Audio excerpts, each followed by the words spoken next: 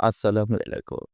আজ ২ জুন ২০২৫ খ্রিস্টাব্দ ১৯ জ্যৈষ্ঠ ১৪৩২ বঙ্গাব্দ ৫ জিরফাস ১৪৪৬ ইসরি সোমবার। সংবাদ পাঠ করছি মনির হোসেন কামাল। প্রথমেই শুনবেন সংবাদ শিরোনাম।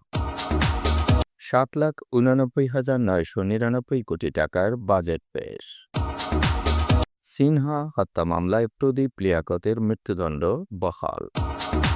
গর্তের পানিতে ডুবে ২ ভাইয়ের মৃত্যু।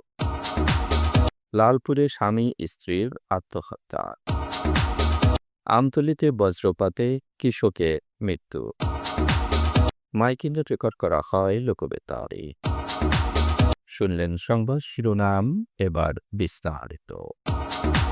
২০২৫-২৬ অর্থ বছরের জন্য ৭,৮৯,৯৯৯ কোটি টাকার জাতীয় বাজেট উপস্থাপন করেছেন অর্থ উপদেষ্টা ডক্টর সালেউদ্দিন আহমেদ। এতে নতুন কর্মসংস্থান সৃষ্টি, মুদ্রাস্ফীতি হ্রাস, ব্যবসা বাণিজ্য সহজীকরণ এবং আর্থিক শৃঙ্খলার পাশাপাশি অর্থনৈতিক স্থিতিশীলতা পুনরুদ্ধারের মতো গুরুত্বপূর্ণ বিষয়গুলো তুলে ধরা হয়েছে। এটি দেশের ৫৪তম বাজেট এবং অধ্যাপক ডক্টর মোহাম্মদ ইউনূসের নেতৃত্বাধীন অন্তর্বর্তী সরকারের প্রথম বাজেট। বাজেটে বার্ষিক উন্নয়ন কর্মসূচিতে সর্বোচ্চ অগ্রাধিকার দেওয়া হয়েছে পরিবহন ও যোগাযোগ খাতকে। ২,৩০,০০০ কোটি টাকার মধ্যে খাতটি বরাদ্দ পেয়েছে প্রায় ৫৯,০০০ কোটি টাকা। দ্বিতীয় অবস্থানে বিদ্যুৎ ও জ্বালানি, আর তৃতীয়তে রয়েছে শিক্ষা। গত অর্থবছরের তুলনায় এবারই সবচেয়ে কম টাকায় এডিপি সাজিয়েছে সরকার। আগামী অর্থবছরের জন্য বার্ষিক উন্নয়ন কর্মসূচিতে বরাদ্দ দেওয়া হয়েছে ২,৩০,০০০ কোটি টাকা, যা চলতি অর্থবছরের মূল এডিপি থেকে প্রায় ৩৫,০০০ কোটি টাকা কম। গত ১৮ মে প্রধান উপদেষ্টা অধ্যাপক মোহাম্মদ ইউনূসের সভাপতিত্বে জাতীয় অর্থনৈতিক পরিষদের সভায় যা পাস হয়। এডিবিতে সর্বোচ্চ বরাদ্দ পেয়েছে পরিবহন ও যোগাযোগ খাত। যদিও চলতি অর্থবছরের তুলনায় ১৬% কমিয়ে এ খাতে বরাদ্দ দেওয়া হয়েছে ৫৮,৯৭৩ কোটি টাকা। দ্বিতীয় অবস্থানে থাকা বিদ্যুৎ ও জ্বালানি খাতে বরাদ্দ রাখা হয়েছে ৩২,৩৯২ কোটি টাকা। ২৮,৫৫৭ কোটি টাকা বরাদ্দ নিয়ে তৃতীয় স্থানে রয়েছে শিক্ষা খাত। চলতি অর্থবছরের তুলনায় এ খাতে বরাদ্দ কমেছে ৮.৪%।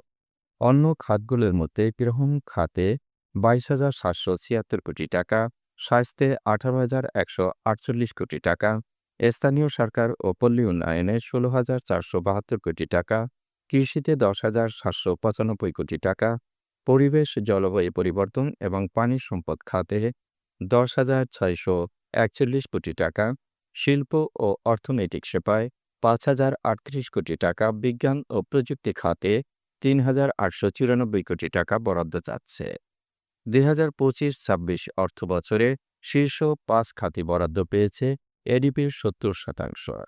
আগামী মোট প্রকল্পে রয়েছে ১,১৪৩, যা বাস্তবায়নে স্থানীয় উৎস থেকে ১,৪৪,০০০ কোটি টাকা।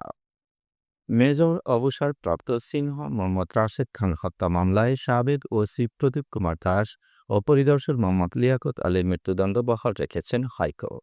এছাড়াও অপর ৬ আসামির যাবজ্জীবন কারাদণ্ড বহাল রাখা হয়েছে। বিচারপতি মোহাম্মদ মুস্তাফিজুর রহমান ও বিচারপতি মোহাম্মদ সদির হোসেনের সমন্বয়ে গঠিত হাইকোর্ট বেঞ্চ আজ এ রায় দিয়েছে। মামলায় বিচারিক আদালতের রায়ের পর আসামিদের মৃত্যুদণ্ড অনুমোদন ও আপিলের উপর শুনানি নিয়ে এ রায় দেয়া হয়।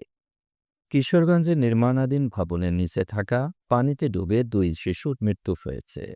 গতকাল সন্ধ্যায় মারিয়া ইউনিয়নের উত্তর মোল্লাপাড়া এলাকায় এ দুর্ঘটনাটি ঘটেছে। নিহতরা হচ্ছে উত্তর মোল্লাপাড়া গ্রামের মমিন মিয়ার ছেলে আবদুল্লাহ ও পাকুন্দিয়া উপজেলার সুকিয়া এলাকার সৌদি প্রবাসী মকবুল হোসেনের ছেলে ফাহাদ হোসেন।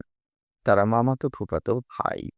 গতকাল বিকেলে বাড়ির উঠোনে খেলছিল ওবায়দুল্লাহ ও ফাহাদ। খেলা করতে করতে তারা স্বজনদের নজর এড়িয়ে বাড়ির পাশে নির্মাণাধীন ভবনের বেসমেন্টের গর্তে জমে থাকা পানিতে পড়ে যায়। কয়েক ঘন্টা খোঁজাখুঁজির পর সন্ধ্যা পর বেসমেন্টের গর্তে ভাসমান অবস্থায় তাদের মরদেহ পাওয়া যায়। নাটোরের লালপুরে তামাক চাষ করতে গিয়ে বহু টাকা ঋণগ্রস্ত হয়েছিলেন এক দম্পতি। ঋণের বোঝা সইতে না পেরে স্বামী স্ত্রী একসঙ্গে আত্মহত্যা করেছেন। আজ ভোরে লালপুরের আরবাব ইউনিয়নের কচুয়া গ্রামে এ ঘটনাটি ঘটেছে। ওই দম্পতি হলেন রইজুল ইসলাম ও ফাতেমা খাতুন। রইজুল কচুয়া গ্রামের আজিজুল হকের ছেলে। রইজুল ইসলাম এবছর তামাক চাষ শুরু করেন। তামাক চাষ করতে গিয়ে অনেক টাকা ঋণগ্রস্ত হন তিনি। রোববার রাতে রইজুল ইসলাম ও তার স্ত্রী ফাতেমা গলায় ফাঁস দিয়ে আত্মহত্যা করেন। আজ সকালে রইজুল ইসলামকে তামাকের ঘরে এবং তার স্ত্রী ফাতেমা খাতুনের লাশ ঘরের ভিতর থেকে উদ্ধার করা হয়। আমতলী সদর ইউনিয়নের দক্ষিণ পশ্চিম আমতলী গ্রামে গতকাল দুপুরে বজ্রপাতে বেলাল খান নামে এক কৃষকের মৃত্যু হয়েছে। বেলাল খান ওই গ্রামের আথার খানের ছেলে। গতকাল দুপুর 12:15টার দিকে গরুর ঘাস কাটার সময় আকস্মিক বজ্রপাতে তিনি মারা যান। মাইকিংয়ে রেকর্ড করা হয় লোকবেতারে। সুমধুর ও সুস্পষ্ট কণ্ঠে মাইকিংয়ের জন্য লোকবেতারের বিকল্প নেই। লোকবেতারের সাউন্ডপ্রুফ স্টুডিওতে করা হচ্ছে গান ও নাটকের রেকর্ড। সেই সাথে লোকবেতারে নামমাত্র টাকায় প্রচার করা হচ্ছে বিজ্ঞাপন। 15 সেকেন্ডের বিজ্ঞাপন প্রচারিত হচ্ছে মাত্র 500 টাকায়। 30 সেকেন্ডের বিজ্ঞাপন 1000 টাকা, 45 সেকেন্ডের বিজ্ঞাপন 1500 টাকা আর 1 মিনিটের বিজ্ঞাপন প্রচার করা হয় মাত্র 2000 টাকায়। নির্ধারিত টাকার বিনিময়ে প্রতিদিন কমপক্ষে 5 বার করে পুরো 1 মাস বিজ্ঞাপন প্রচার করা হবে। মাইকিং ও বিজ্ঞাপনের জন্য যোগাযোগ করবেন 0-on-7755-664445 নম্বরে।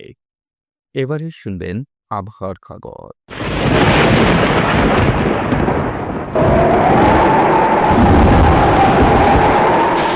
মৌসুমী বায়ু বাংলাদেশের উপর মোটামুটি সক্রিয়। উত্তর বঙ্গোপসাগরে মাঝারি অবস্থায় রয়েছে। রংপুর, ময়মনসিংহ, চট্টগ্রাম ও সিলেট বিভাগের অনেক জায়গায়, রাজশাহী, ঢাকা, খুলনা ও বরিশাল বিভাগের কিছু কিছু জায়গায় অস্থায়ী দমকা হাওয়া সহ বৃষ্টি অথবা বজ্রসহ বৃষ্টি হতে পারে। দিন ও রাতের তাপমাত্রা সামান্য বৃদ্ধি পেতে পারে। আজ দেশের সর্বোচ্চ তাপমাত্রা ছিল যশোরে 36.8 ডিগ্রি সেলসিয়াস এবং সর্বনিম্ন তাপমাত্রা ছিল তেঁতুলিয়ায় 22.2 ডিগ্রি সেলসিয়াস। বরগুনার সর্বোচ্চ তাপমাত্রা 33 ডিগ্রি সেলসিয়াস, সর্বনিম্ন 25.9 ডিগ্রি সেলসিয়াস। আগামীকাল সূর্যোদয় হবে ভোর 5:12। সংবাদ শেষ করার আগে শিরোনামগুলো আবার পড়ছি।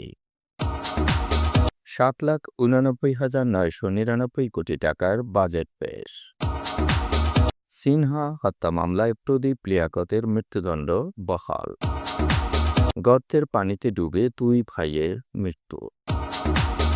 লালপুরে স্বামী স্ত্রীর আত্মহত্যা। আমতলীতে বজ্রপাতে কৃষকের মৃত্যু। মাইকিংয়ে রেকর্ড করা হয় লোকবেতারে। সংবাদ শেষ করার আগে জানিয়ে দিচ্ছি লোকবেতারের সংবাদ জানানোর মোবাইল নম্বর। আপনার এলাকার গুরুত্বপূর্ণ সংবাদ জানাতে ফোন করুন 0-on-7755-664445 নম্বরে। আর লোকবেতারের সাথে যুক্ত হয়ে গান শুনতে চাইলে SMS করুন 01782973478 নম্বরে।